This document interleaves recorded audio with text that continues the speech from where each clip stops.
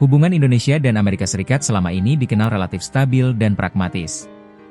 Kedua negara tidak berada dalam konflik terbuka, baik secara politik maupun ekonomi.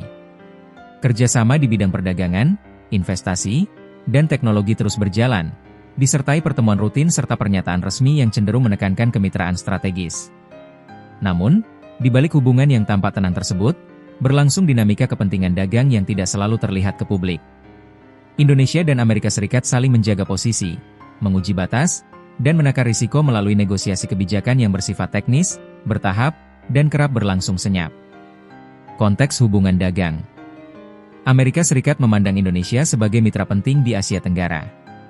Dengan jumlah penduduk yang besar, sumber daya alam yang melimpah, serta posisi geografis yang strategis, Indonesia menjadi pasar sekaligus simpul rantai pasok yang sulit diabaikan.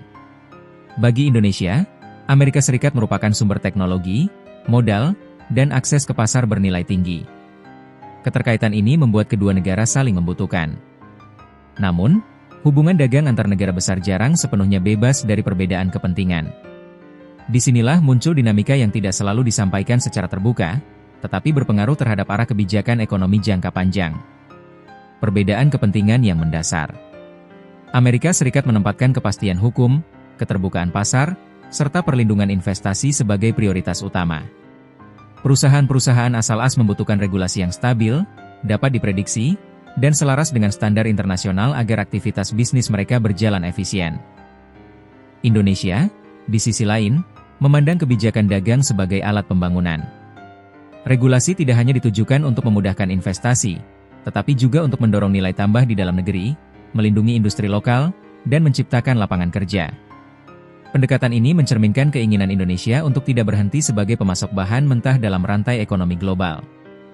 Perbedaan tujuan yang sama-sama rasional inilah yang menjadi sumber gesekan senyap.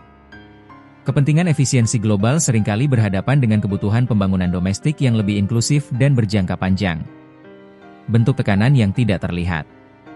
Tekanan dalam hubungan dagang Indonesia dan Amerika Serikat jarang muncul dalam bentuk pernyataan keras atau kebijakan frontal. Sebaliknya, tekanan tersebut hadir melalui instrumen yang terlihat teknis, seperti standar impor, aturan lingkungan, isu ketenagakerjaan, hingga kebijakan fiskal dan perdagangan tertentu. Setiap aturan dan penyesuaian kebijakan membawa pesan implisit mengenai kepentingan yang ingin dijaga. Bahasa diplomasi tetap digunakan, namun di baliknya terdapat perhitungan strategis yang cermat dari masing-masing pihak. Respons dan strategi Indonesia. Indonesia menyadari bahwa tekanan semacam ini bukan fenomena baru. Banyak negara berkembang menghadapi situasi serupa ketika berhadapan dengan mitra dagang besar. Tantangan utamanya adalah merespons secara tenang dan terukur, tanpa memicu gejolak ekonomi yang dapat berdampak langsung pada masyarakat. Pemerintah dituntut menyeimbangkan manfaat investasi asing dengan risiko ketergantungan jangka panjang. Setiap kebijakan dagang yang diambil saat ini akan membentuk struktur ekonomi Indonesia di masa depan, termasuk daya saing industri dan ketahanan ekonomi nasional. Dampak bagi dunia usaha dan masyarakat. Bagi masyarakat luas, dinamika tekanan dagang seringkali terasa jauh dan abstrak. Padahal, dampaknya dapat menyentuh aspek kehidupan sehari-hari, mulai dari harga barang, peluang kerja, hingga stabilitas ekonomi secara umum. Pelaku usaha biasanya menjadi pihak pertama yang merasakan dampak ketidakpastian kebijakan. Ketika sinyal dagang menjadi ambigu, keputusan investasi cenderung ditunda, ekspansi melambat, dan strategi bisnis menjadi lebih konservatif. Dalam jangka panjang, kondisi ini dapat berpengaruh pada penciptaan lapangan kerja dan pertumbuhan ekonomi. Dimensi geopolitik. Hubungan dagang Indonesia dan Amerika Serikat juga tidak terlepas dari konteks geopolitik yang lebih luas.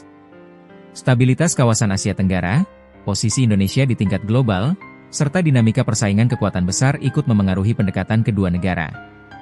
Bagi Amerika Serikat, Indonesia bukan sekadar mitra ekonomi, tetapi juga bagian penting dari keseimbangan kawasan. Bagi Indonesia, posisi sebagai pasar besar memberi daya tawar, namun daya tawar tersebut perlu digunakan secara hati-hati agar tidak menimbulkan risiko baru. Analisis umum, ujian kedewasaan ekonomi. Secara umum, situasi ini mencerminkan fase penting dalam perjalanan ekonomi Indonesia. Tidak ada pemenang atau pihak yang kalah secara mutlak. Yang terjadi adalah proses saling menguji arah, kepentingan, dan batas toleransi dalam hubungan ekonomi modern yang semakin kompleks. Tekanan dagang jarang menimbulkan dampak instan. Risikonya justru bergerak perlahan dan akumulatif. Oleh karena itu, kewaspadaan, konsistensi kebijakan, dan komunikasi yang jelas menjadi kunci utama. Dengan strategi yang tenang, adaptif, dan berpihak pada kepentingan jangka panjang, tekanan dapat dikelola tanpa berubah menjadi krisis. Bagi Indonesia, tantangan ini sekaligus menjadi peluang untuk memperkuat fondasi ekonomi nasional agar lebih mandiri, tangguh, dan berkelanjutan di tengah dinamika global yang terus berubah.